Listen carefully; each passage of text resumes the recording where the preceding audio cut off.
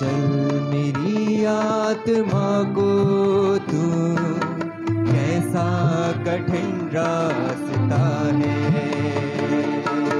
ले चल मेरी आत्मा को तू, कैसा कठिन रास्ता है।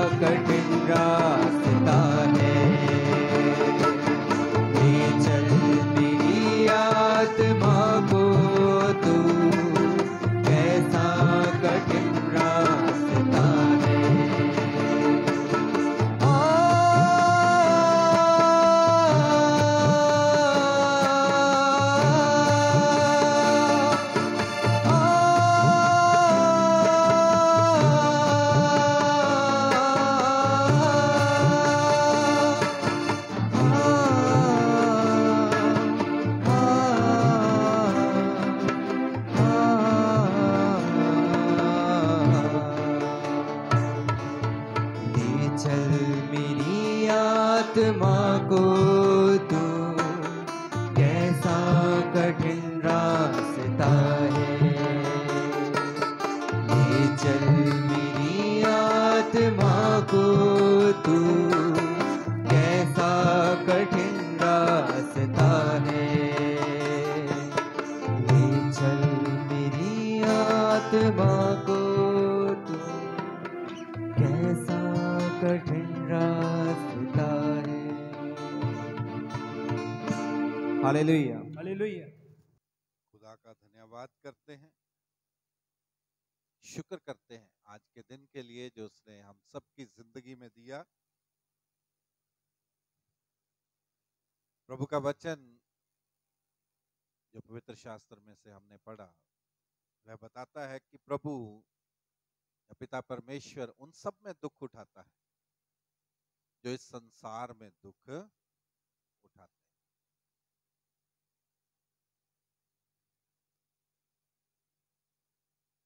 क्यों परमेश्वर दुख उठाता है? क्योंकि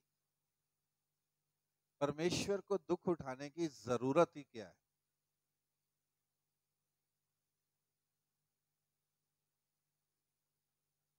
वो तो परमेश्वर है,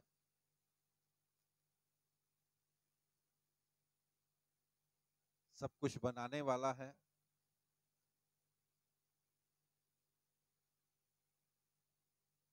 इस संसार को तैयार करने वाला है।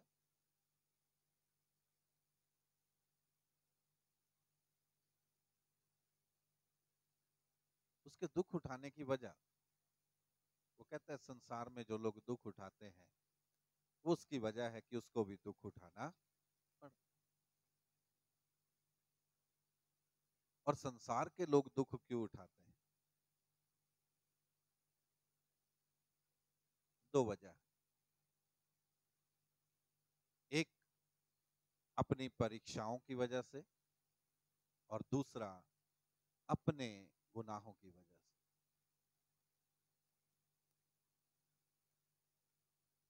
कुछ लोग दुख उठाते हैं जो परमेश्वर के रास्ते में चलते वक्त उनके ऊपर परीक्षाएं आती हैं, उसकी वजह से उठाते हैं। लेकिन कुछ लोग अपने गुनाहों की वजह से दुख उठाते हैं।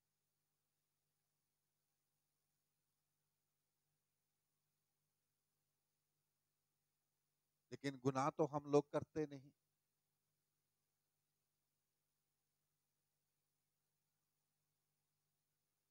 क्योंकि हम धर्मी इंसान हैं। क्योंकि बहुत बार हम सोचते हैं कि हम किसी के पास आते जाते नहीं, किसी से मिलते जुलते नहीं, किसी के पास बैठते नहीं हैं, तो हमने गुनाह कब किए?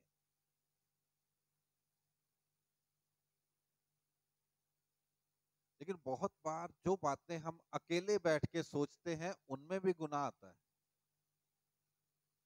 जरूरी नहीं है कि हम किसी के साथ बैठे, किसी के पास बैठे, किसी से बातचीत करें। जो हम अकेले बैठकर सोच लेते हैं वो भी एक गुनाह है।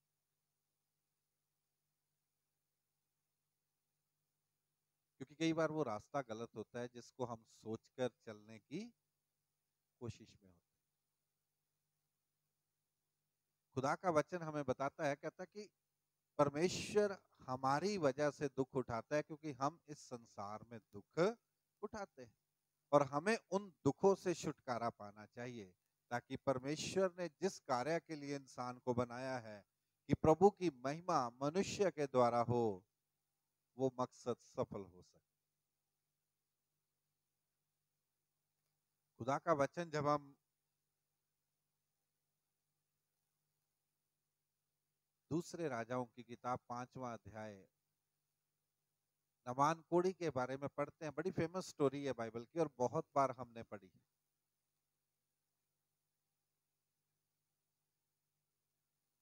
और प्रभु का वचन वहां पर एक बड़ी अच्छी बात बताता है, कहता अराम के राजा का नामान नामक सेनापति अपने स्वामी की दृष्टि में बड़ा और प्रतिष्ठित पुरुष था क्योंकि यहोवा ने उसके द्वारा अरामियों को विजय किया था। पुराने नियम में जब हम ध्यान से पढ़ते हैं तो हम एक ही कौम को या दो कौमों को ही परमेश्वर की कौम मानते हैं, बाकी को हम अन्य जाति ही मानते हैं।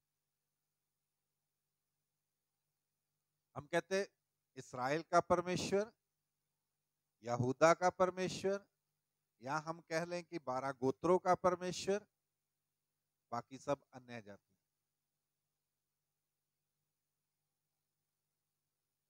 जो कि हमारा वहम है। परमेश्वर सबका परमेश्वर, किसी एक का परमेश्वर नहीं है। परमेश्वर कुल कायनात का परमेश्वर, लेकिन उसने सबसे ज्यादा लगाव रखा इस्राएल और यहूदा के साथ।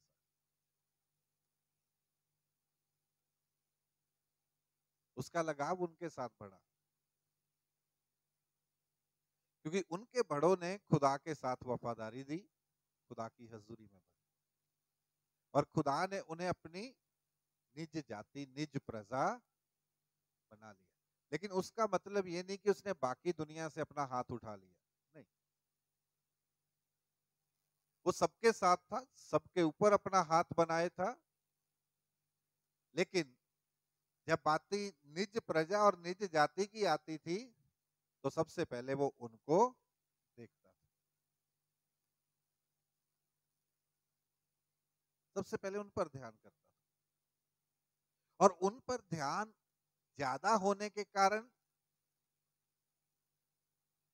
अगर वो अच्छा करते थे तो उन्हें बरकत भी मिलती थी, अगर वो बुरा करते थे तो उनको सजा भी मिलती थी, क्योंकि उनके ऊपर ध्यान बहुत था परमेश्वर का। बड़ी नजदीकी से परमेश्वर उनके साथ था रिश्ते में, और ज्यादा नजदीकी के साथ होने की वजह से भी इस्राएली या यहूदी गुनाह करते थे, खुदा तभी उनको पकड़कर साथ ही सजा दे देता। लेकिन यहाँ पर परमेश्वर का वचन जब हम ध्यान से पढ़ते हैं तो वो कहता है कि नामान कौन था? एक अरामी मनुष्य था। आप थोड़ा सा इतिहास को पीछे जाकर पढ़े तो अब्राहम भी कौन था? अरामी ही था। इस्राएल कौम बाद में बनी है। इस्राएल नाम याकूब को दिया गया, उससे पहले अब्राहम भी जो जब चुना गया तब वो एक अरामी मनुष्य था।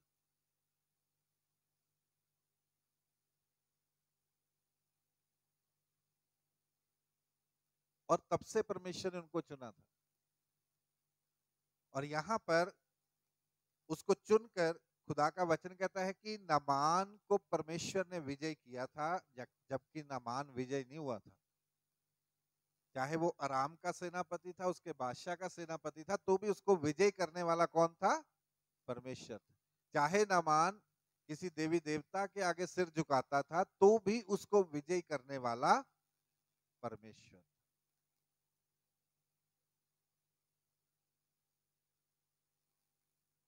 परमेश्वर ने उसे इतनी प्रतिष्ठा दी कि उसका नाम महान लोगों में गिना जाने वाला, बड़ा ही ऊंचा नाम दिया खुदा ने। लेकिन उस ऊंचे नाम की वजह से नामान में घमंड पैदा हुआ,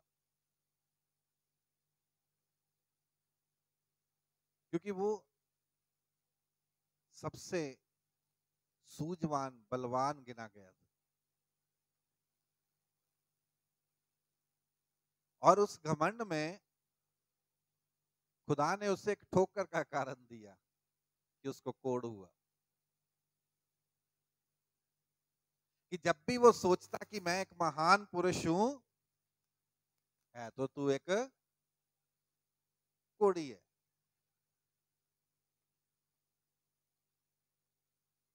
है तो वो एक कोढ़ी गिना जाता। और कोढ़ियों को समाज में रहने की इजाजत नहीं होती।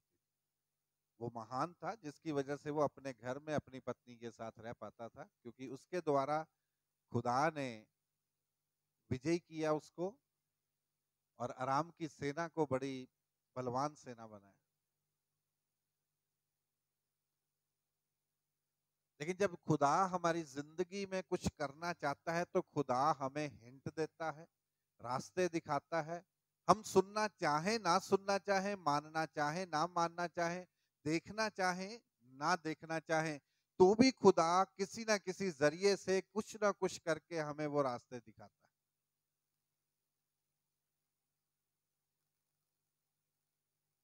और खुदा का वचन यहाँ पे बताता है, खुदा ने एक छोटी बच्ची को इस्तेमाल किया।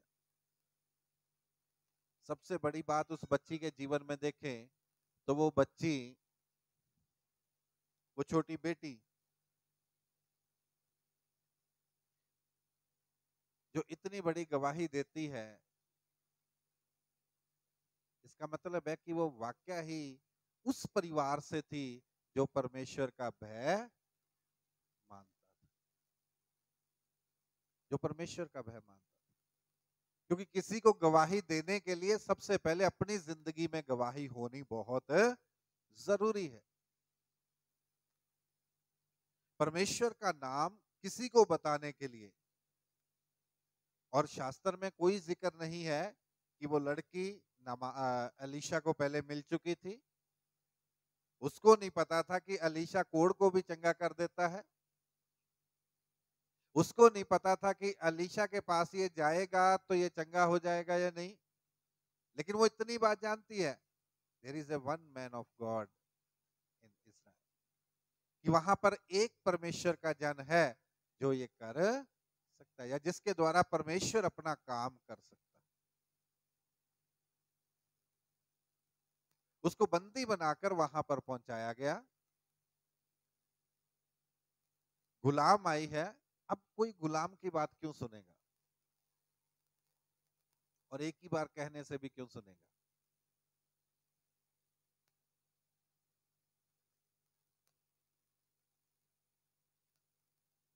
क्योंकि वो तो उसकी पत्नी की गुलाम थी, उसकी गुलाम थी, उसके घर में सफाई वाली थी, हेल्पर थी उनकी। और वो ये बात कहती है कि अगर मेरा स्वामी इस्राएल में परमेश्वर के जन के पास होता तो ऐसा नहीं होता, वो चंगा किया जाता। अब वो उसकी बात क्यों सुने?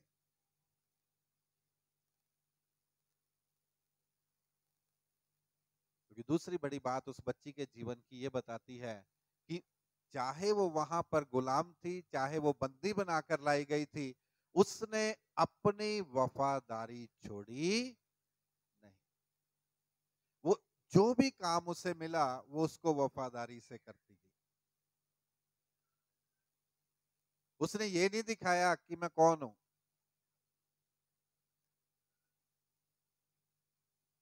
अपने आप को उस लायक बनाया कि चाहे वो वहां पर एक सफाई वाली है तो भी उसकी बात को विश्वास में लिया जा सके।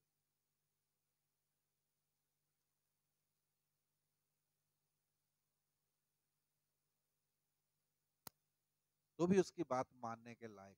यूसुफ, पोतीफर के घर में क्या था? एक नौकर था, गुलाम था।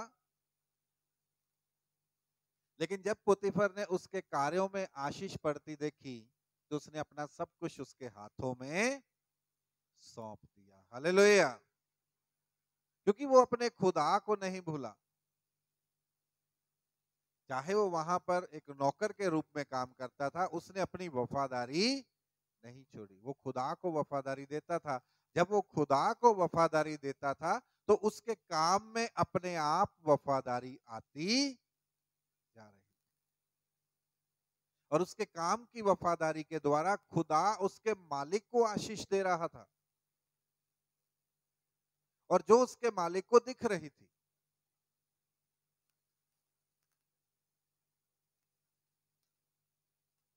हम जब कोई काम करते हैं ना तो हम कहते हैं हमें कौन सा कोई देखता है, हमें सब देखते हैं, कोई बोले या ना बोले, कोई बोले या ना बोले, देखते सभी हैं। और हमारी तरक्की, हमारी उन्नति उसी के ऊपर डिपेंड करती है।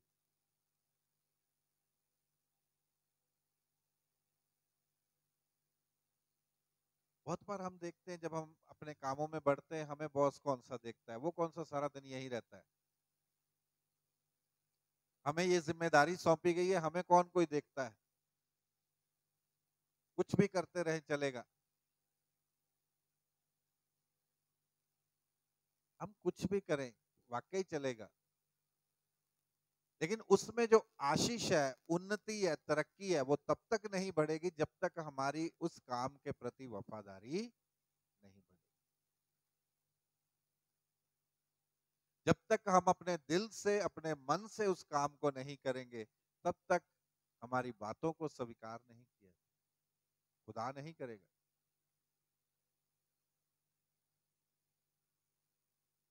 और खुदा का वचन यहाँ पे कहता उस बेटी ने कहा कि अगर मेरा स्वामी इस्राएल में परमेश्वर के जन के पास होता तो वो वाकया ही चंगा हो जाता।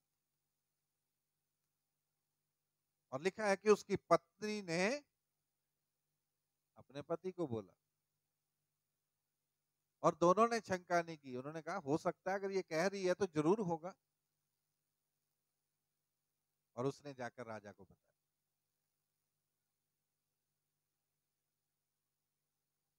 राजा ने एक चिट्ठी लिखी और वो चिट्ठी राजा को देने को कही गई, क्योंकि अब हमारे ट्विस्ट करता है दिमाग की, इस्राएल में अगर उसके सल्तनत में अगर इतना माहिर कोई वैद्य होगा, डॉक्टर होगा, तो ये तो निश्चय है कि वो कहाँ होगा, स्पेशल राजा के महल में ही होगा, और कहीं नहीं हो सकता। क्योंकि वो आम तो बंदा नहीं होगा जो कोढ़ को भी ठीक कर दे, क्योंकि कोढ़ कोई ठीक होने वाली तब बीमारी नहीं थी। और अगर होगा तो वाकई ही राजा के महल में होगा और कहीं नहीं हो सकता। उन्होंने सर्च नहीं की, ढूंढा नहीं, पता नहीं लगाया, बल्कि चिट्ठी लिख दी राजा को कि मैं कहता हूं कि इसको ठीक कर दे, और उसके बदले में तुझे पैसा, धन दौलत, सोना चांदी सब कुछ दे देंगे। हम खुदा को खरीदना चाहते हैं।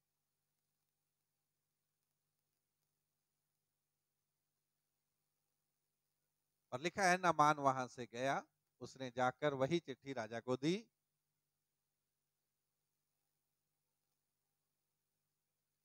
और राजा ने अपने कपड़े फाड़े। अब सबसे बड़ी बात हम यहाँ पर देखते हैं, राजा कहाँ है? इस्राएल में है, महल में है। राजा वो कहाँ का है? इस्राएल का राजा है। अलीशा कहाँ रहता है? इस्राएल में रहता है। और चिट्ठी में लिखा है, लड़की ने उसे कहाँ भेजा? परमेश्वर के जन के पास भेजा है। राजा को चंगा करने के लिए नहीं कहा गया कि राजा चंगा करेगा।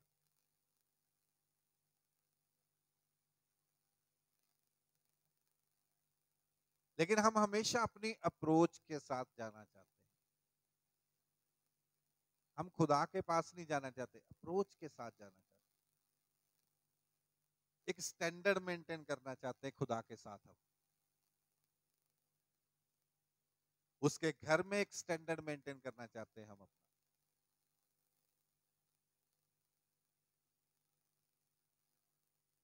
और जब हालात ऐसे होते हैं, वो स्टैंडर्ड मेंटेन करते हैं, तो क्या होता है वहां पे?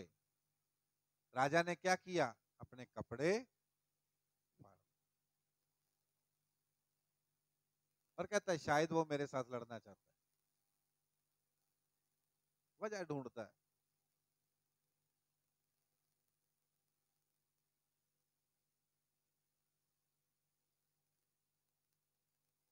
हम खुदा के पास जाना नहीं चाहते, चाहते सब कुछ है कि खुदा हमें दे। उसका नाम लेकर हम आगे बढ़ते हैं, लेकिन हमारी जिंदगी में कहीं ना कहीं खुदा दिखाई नहीं देता।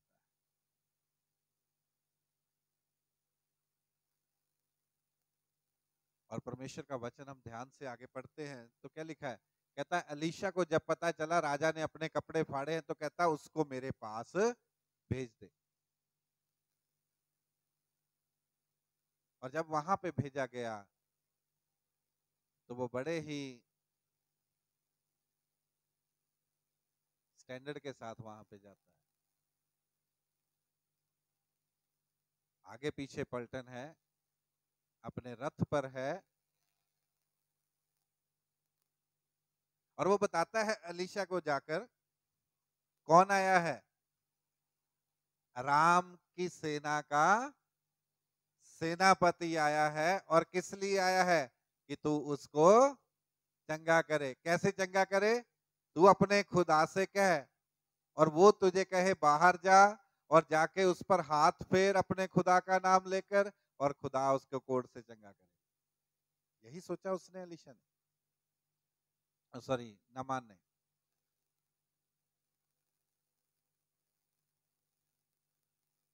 अलीशा के पास कौन आया है?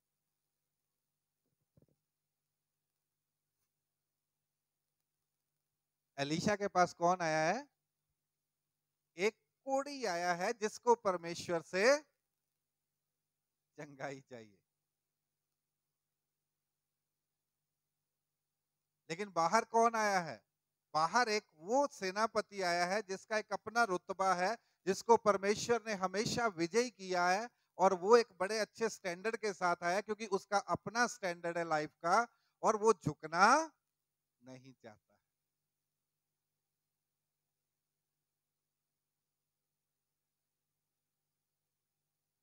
खुदा उसे बताना चाहता है, कहता कि जब तू मेरे पास आया है चंगाई के लिए, तो तू कौन है? तू कोढ़ी है। तू कोढ़ से चंगाई पाने आया है, एक सेनापति के रूप में नहीं मेरे पास आया। हमें खुदा से क्या चाहिए? जिंदगी चाहिए।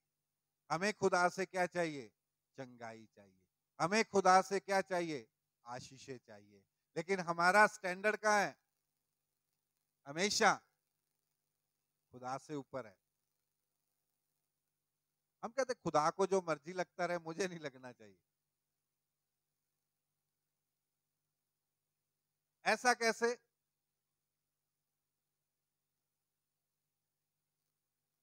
ऐसा नहीं हो सकता। ऐसा होना भी नहीं चाहिए। क्यों? क्योंकि मुझे नहीं लगता होना चाहिए।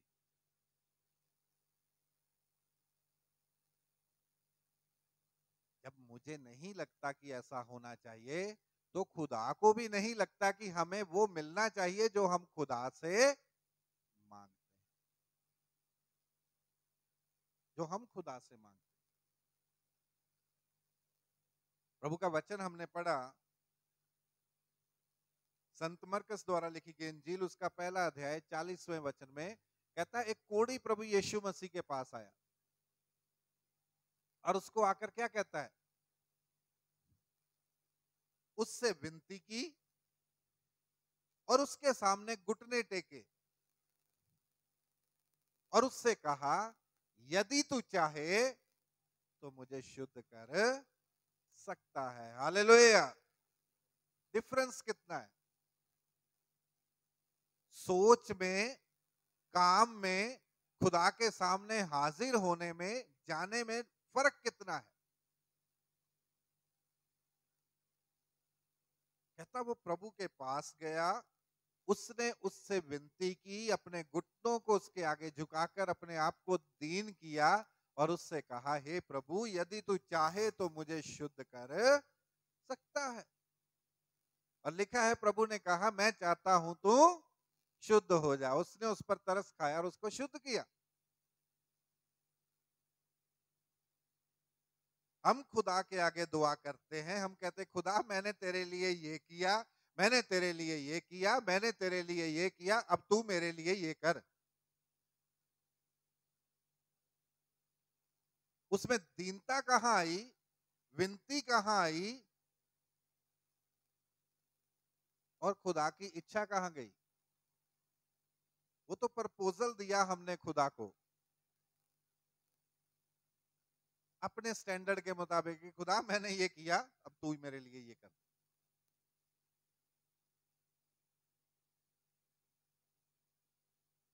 इसलिए बहुत बार हम खुदा की आशीषों से वंचित रह जाते हैं।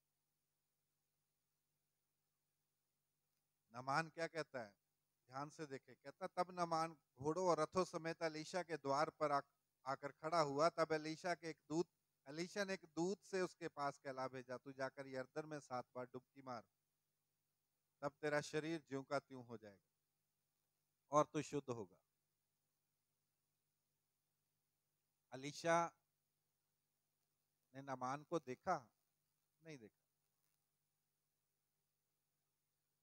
उसको इतना तो पता चल ही गया था कि वो आया कहां से और है कौन। तभी तो उसने कहा कि इसको इधर भेज दे, खुदा करेगा। लेकिन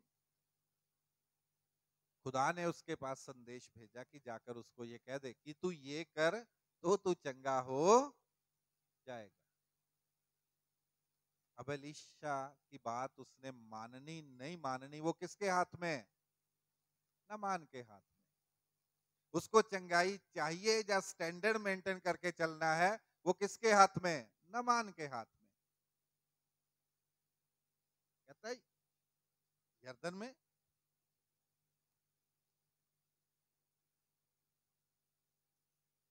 दो नदियां मेरे देश में बहती हैं और इससे ज्यादा साफ सुथरी हैं। डुबकी मारने से ही चंगा होना है तो मैं वहां जाके भी हो जाऊंगा, यहाँ क्यों? मैंने सोचा वो बाहर आएगा, अपने परमेश्वर से मेरे लिए विनती करेगा, मेरे ऊपर उसका नाम लेकर हाथ फेरेगा और मुझे चंगा करेगा और मैं चंगा हो जाऊंगा।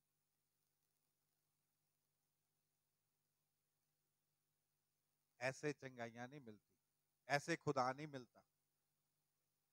बेशक खुदा हमें विजयी करता है, बेशक खुदा हमें आगे बढ़ाता है, बेशक खुदा अपना हाथ हम पर बनाए रखता है, लेकिन कहीं ना कहीं वो ठोकर का कारण हमें हमेशा देता है कि हमें एहसास हो कि हम क्या हैं? कोड़ी हैं।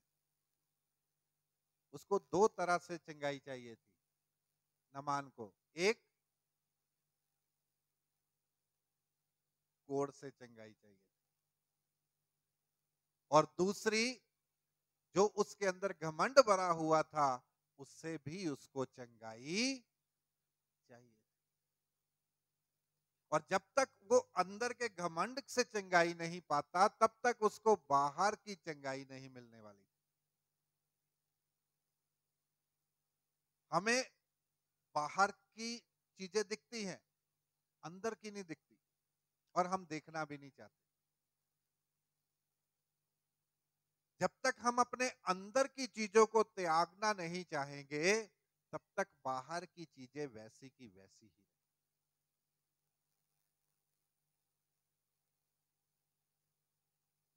और प्रभु के वचन को पढ़ते कहता नामान गुस्से से वहां से चल दिया, क्योंकि वो घमंड को छोड़ना नहीं चाहता।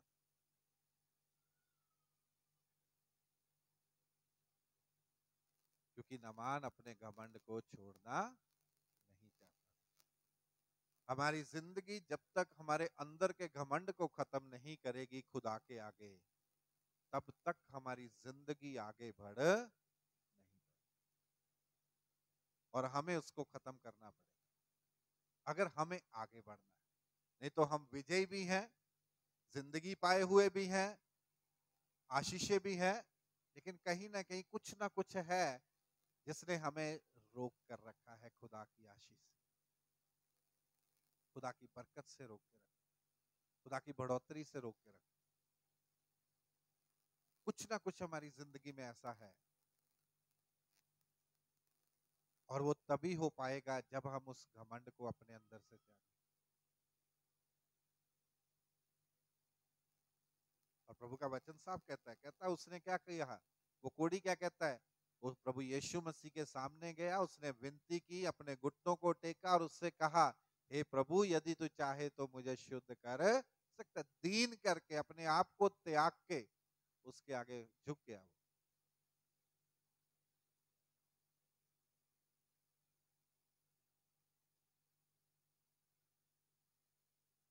हम दुख झेलते रहते हैं लेकिन बदलना नहीं चाहते। अगर हम बदलेंगे नहीं तो आगे कैसे बढ़े? बदलाव जिंदगी में जरूरी है। और प्रभु का वचन कहता है नामान को किसके द्वारा बदलाव आया? फिर एक नौकर के द्वारा आया, क्योंकि खुदा उसको बचाना चाहता था। बार बार बोलता है, कितने दरवाजे खुदा ने नमान के लिए खोले। सबसे पहले उस छोटी बच्ची को भेजा अपनी गवाही बनाकर, उसके बाद उस संदेशवाहक को भेजा जिसको अलीशा ने भेजा महल में राजा के पास, कि इसको बोल कि मेरे पास आ जाए। फिर खुदा ने अपना तीसरा जन भेजा, अलीशा का संदेश लेके नामान को भेजा कि जाकर उसको कह कि यरदन में 7 बार डुबकी मार तो तू चंगा हो जाए। अब नामान जानता है कि खुदा उसे विजय करता है, खुदा ने उसे बहुत बड़ा रुतबा दिया है, यहां तक उसको लेकर आने वाला कौन है? खुदा है, कोई आम बंदा नहीं है। तो वो ये कैसे कह सकता है कि वो घमंड से भरा है? क्योंकि यहां तक लाने वाला भी तो खुदा ही है, आम बंदा नहीं है उसके ऊपर। जब खुदा का हाथ उसके ऊपर है तो फिर बदलाव किसके लिए चाहिए उसे?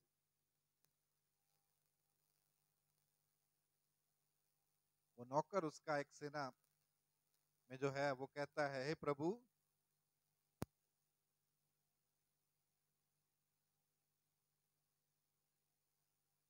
यदि भविष्यद्वक्ता तुझे कोई भारी काम करने के लिए कहता तो तू क्या ना करता?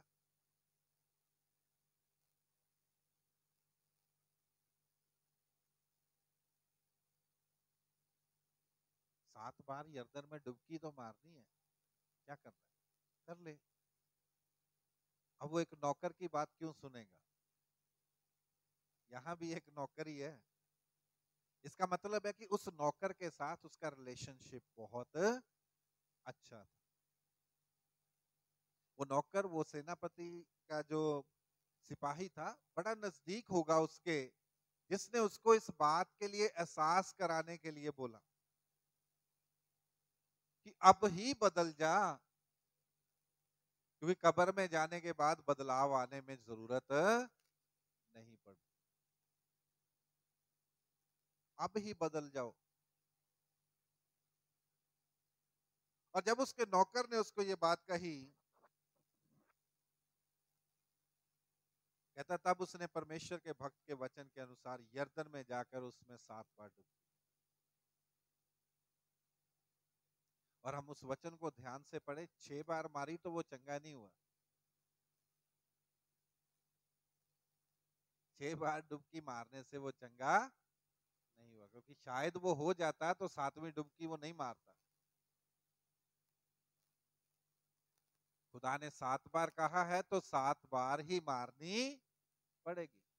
और प्रभु का वचन कहता है कि उसका शरीर छोटे बच्चे जैसा हो गया और वह शुद्ध हो गया। Hallelujah, hallelujah.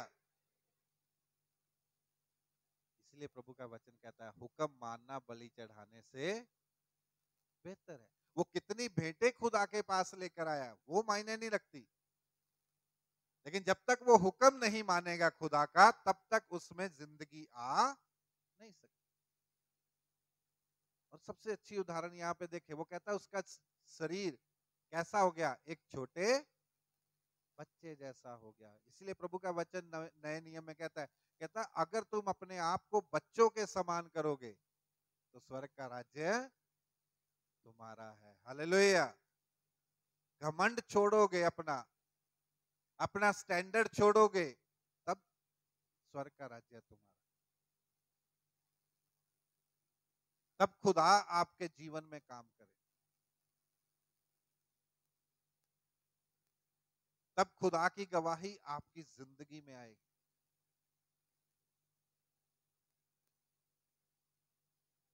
हम में से कितने लोग हैं जो बाहर जाकर कहते हैं कि चल खुदा के घर चल, खुदा तेरी जिंदगी में काम करेगा।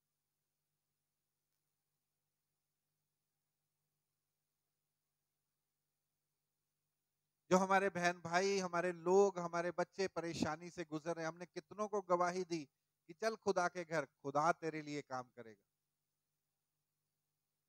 हम नहीं करते, क्योंकि पहले हमारी जिंदगी में तो हो, तभी तो हम किसी को बोल पाएंगे।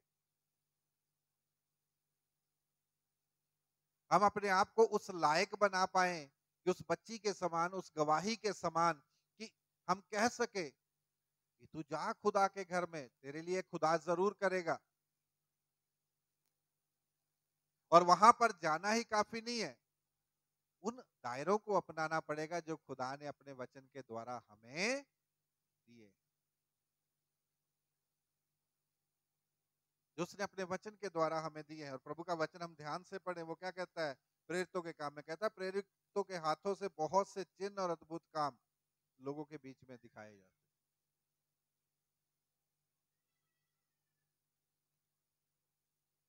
और वे सब एक चित्त होकर सुलेमान के उस सारे में क्या करते थे, इकट्ठे हुआ करते थे। खुदा के घर में वो इकट्ठे हुआ करते थे, परंतु औरों में से किसी को यह हियाव ना होता था कि उनमें जा मिले।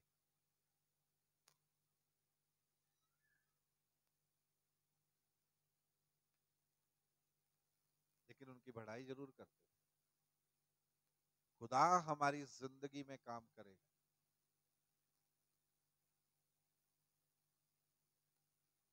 जब हम खुदा के घर में दीन होकर विनती के साथ झुककर उसके आगे अपने घुटनों को टेक कर आएंगे, जब हम घमंड को त्याग कर आएंगे। और प्रभु का वचन क्या कहता है, कहता है कि जब तू खुदा के घर जाए तो कैसे जाए। सबोपदेशक में क्या लिखा है,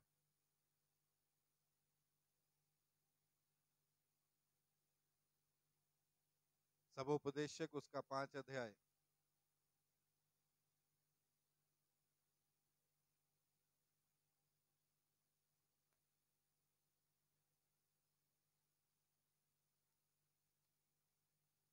पहले वचन पढ़ दे कोई पंजाबी हिंदी में, तो बड़ी मेहरबानी।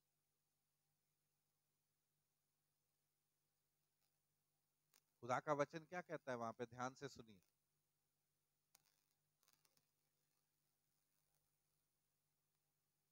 जब तू परमेश्वर के भवन में जाए तब सावधानी से चलना,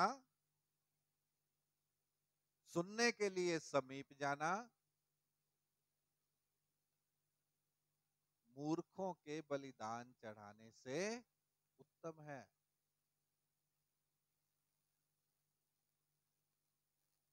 जब तू परमेश्वर के घर में जाए तो अपना पैर चौकसी से धर।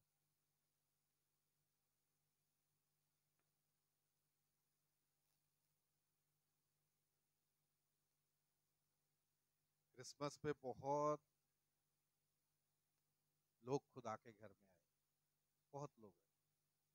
खुदा उन सबको बरकत।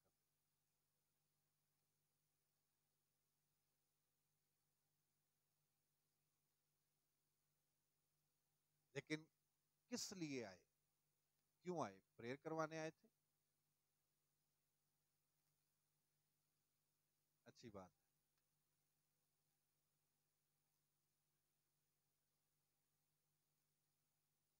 बहुत लोग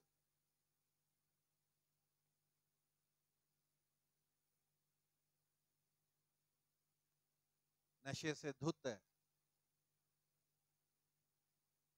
लेकिन वो जा कहां रहे हैं, खुदा के घर जा रहे हैं। क्रिसमस है भाई, खुशी है हमें, हमारा उद्धारकर्ता जन्मा है। हम पी के जाएंगे, हम खा के जाएंगे।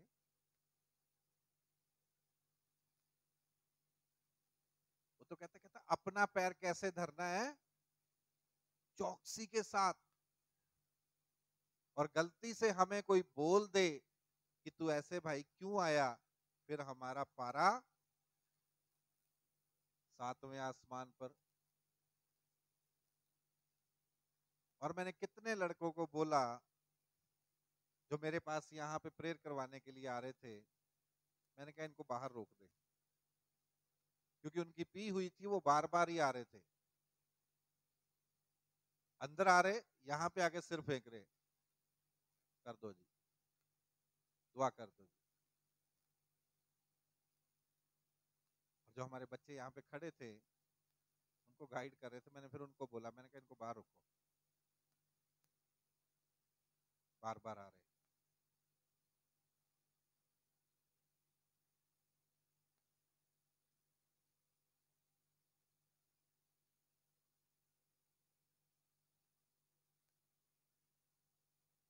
हमारे बच्चे चौकों में बड़ी अच्छी डेकोरेशन करके वहां पर नाचते हैं, गाते हैं, प्रभु की महिमा करते हैं। मैं नहीं कहता नहीं करनी चाहिए, डोंट मिस इंटरप्रेट। लेकिन क्या आपको लगता है कि चर्च छोड़कर, हम चौकों में खड़े होकर अपने परिवार को छोड़कर, खुदा की महिमा छोड़कर करनी, हम बाहर मोड़ों पे हैं? कहां तक खुदा हमसे खुश होगा?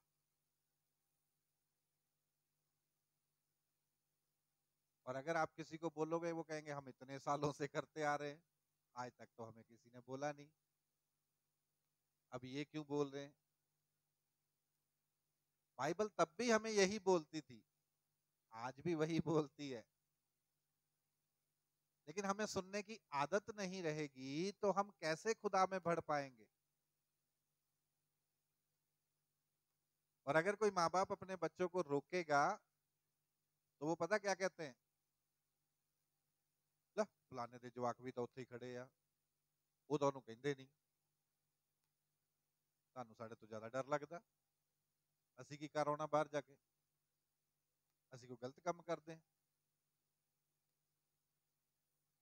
तो लेने क्या जाते हो फिर, करने क्या जाना है?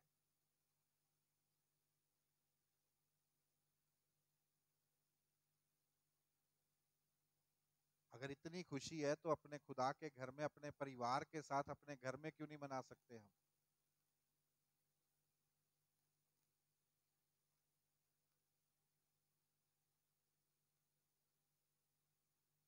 माँ बाप को पता ही नहीं है कि बच्चे हैं कहाँ पे,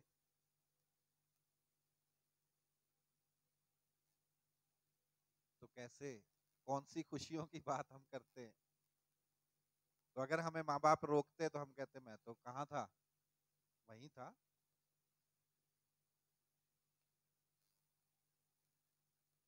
याद रखें, खुदा का वचन हमें क्या कहता है? कहता है चंगाई किससे चाहिए? खुदा से चाहिए। जीवन किससे चाहिए? खुदा से चाहिए।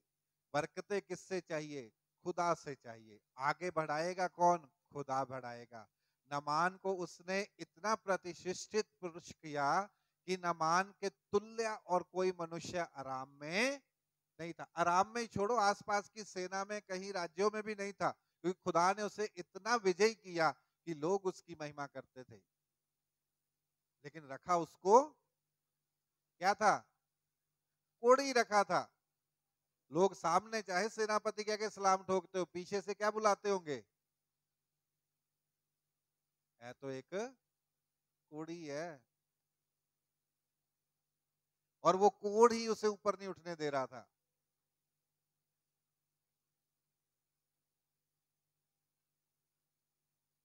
हम अपनी जिंदगी को कहां तक बढ़ाकर लेकर जाना चाहते हैं, ये हमारे ऊपर निर्भर है।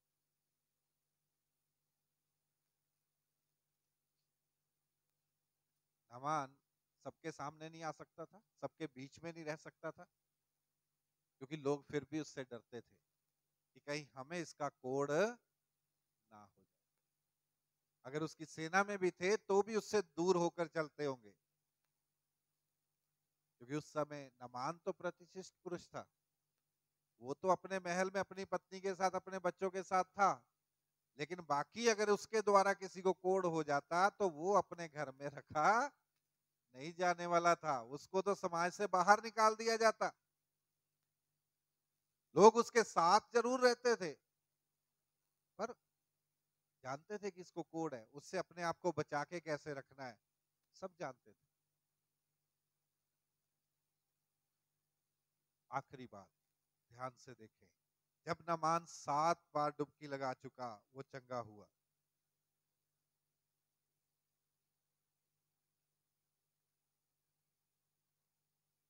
उसका शरीर किसके जैसा हो गया? एक छोटे बच्चे के समान हो गया। वो अलीशा के पास आया,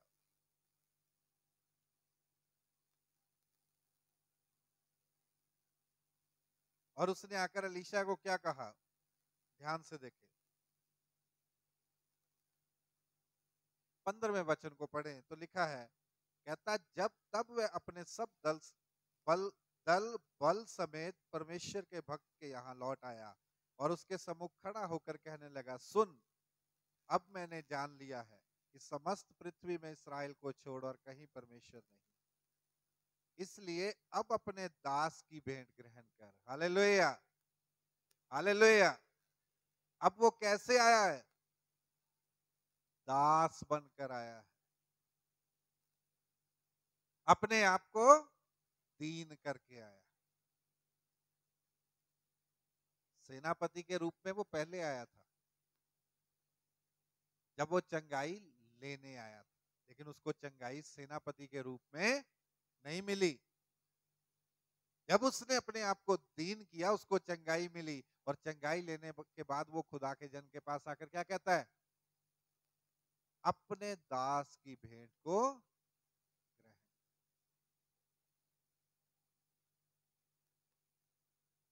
हम अपने जीवन को जब तक खुदा की हजूरी में झुकाकर नहीं लाएंगे, हम आगे नहीं बढ़ पाएंगे, हमारी जिंदगियां छुटकारा नहीं पा पाएंगे,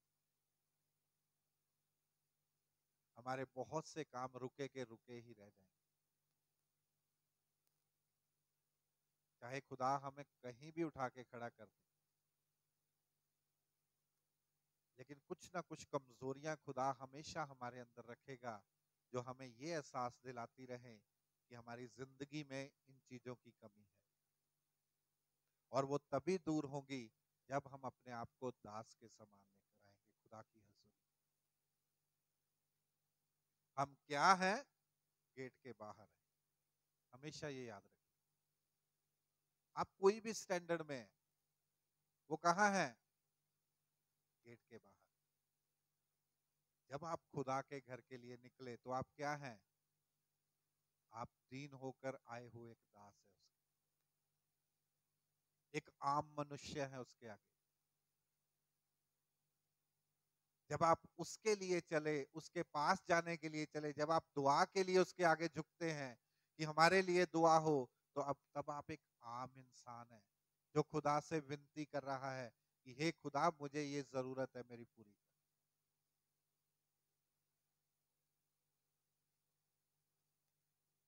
और जिस दिन हमने इस बात को ग्रहण कर लिया, याद रखें, हमारी जिंदगी की सब मुश्किलें दूर हो जाएंगी, हमारी जिंदगी हमेशा बढ़ोतरी की ओर चलेगी, और खुदा हमेशा अपना हाथ हम पर बनाए रखेगा। खुदा आप सबको बहुत आशीषों पर